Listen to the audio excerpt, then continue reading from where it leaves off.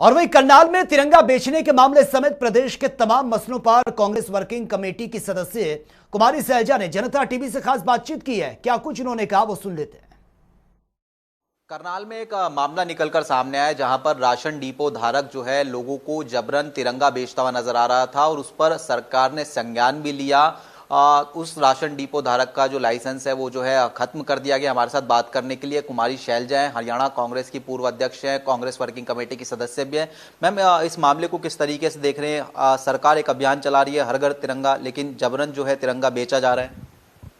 आप देशभक्ति को बेच नहीं सकते हैं। जिस तरह से थोपने का प्रयास है, सरकार को चाहिए था कि खादी ग्रामोद्योग को ऑर्डर्स देते। सबको पता था 75वीं वर्षगांठ आ रही है और खादी ग्रामोद्योग से जो कॉटेज इंडस्ट्री है हमारी, उनको एक रोज़गार भी मिलता काम करने का। और 75वीं वर्षगांठ में जो खादी एक सिंबल था, ये झंडा एक सिंबल था हमारी आज़ादी का, आप उसको दोबारा से लोगों के दिल में एक सही ढंग से डाल सकते थे। आप थोपने से नहीं डाल सकते, क्योंकि हमारा एक एक नागरिक, एक एक भारतीय, हर जाति का, धर्म का, वो देशभक्त है। और 75वीं वर्षगांठ जो हम वैसे भी हर साल सब नागरिक मनाते हैं, इस बार और ज़्यादा, क्योंकि 75 साल हुए हैं आज़ादी को। बहुत कुछ है जिसकी हम खुशी मनाएं। 75 साल से जो देश इतना आगे बढ़ा है उसकी खुशी मनाएं, अपनी आज़ादी की खुशी मनाएं। लेकिन आज के दिन जब आप इस तरह के सिंबल देखते हैं कि सरकार थोप रही है या लोगों को ज़बरन, गरीब से गरीब आदमी को, जो एक राशन की दुकान पर जाकर गरीब आदमी अपना राशन लेता है, आप उसको ये कहते हैं कि राशन नहीं मिलेगा, तो आप उसको वंचित करें इस आज़ादी के पर्व पर कि उसको राशन ना मिले। दूसरा, राशन तभी मिलेगा जब आप इतने पैसे देंगे।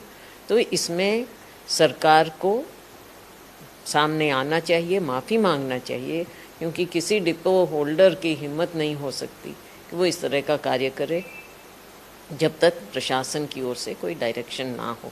केवल ये कहना कि उसके ऊपर कार्रवाई हो गई है, ये तो बलि का बकरा बनाने की बात है। ये सारा कुछ जो सरकार में हो रहा है, इसके लिए सिर्फ सरकार जिम्मेदार है और इन्हें माफ़ी मांगना चाहिए।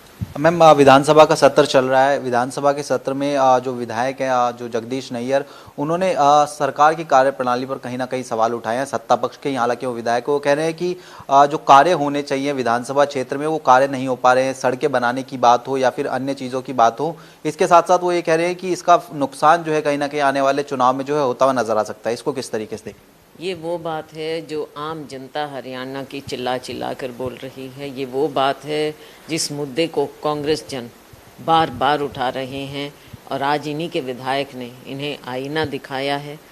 पूरे प्रदेश की जो बदहाली है, आप कहीं भी चले जाइए, सड़कों के बुरे हाल, बच्चे पानी में, खुले मैनहोल्स में बह जाते हैं, और जिस तरह से 4 बूंद पानी गिरने पर सड़कों की बदहाली हो जाती है, जगह जगह गड्ढे हैं, कुछ रिपेयर नहीं हो रही, और ये पूरे हरियाणा का हाल है।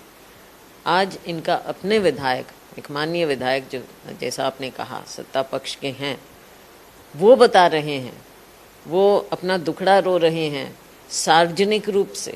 इसका मतलब उनकी पार्टी में भी उनकी सुनवाई नहीं है, उनकी सरकार में उनकी सुनवाई नहीं है। मुझे लगता है कि कोई भी सत्ता पक्ष का विधायक या ओहदेदार पहले अपनी पार्टी फोरम पे या अपनी सरकार के सामने अपनी गुहार लेकर गया होगा। वो गए होंगे, उनकी सुनवाई नहीं हो रही, तो आप देख रहे हैं कि ये सरकार कैसे चल रही है। इनके अपने लोगों की सुनवाई नहीं तो आम जनता की सुनवाई कैसे होगी? बहुत बहुत शुक्रिया मैम। तो ये कुमारी शैलजा जी थी, जो जनता टीवी से बातचीत कर रहे थे। कैमरामैन दीपक चौहान के साथ स्पर्श शर्मा, जनता टीवी, दिल्ली।